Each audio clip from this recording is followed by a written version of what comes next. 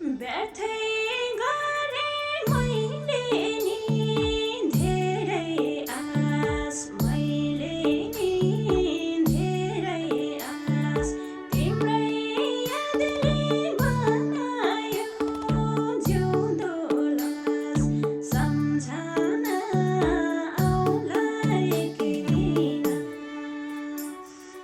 हिजो मेरै छातीमा निदाउने मायालाई आज सपनीमा पनि किन देख्दिन खै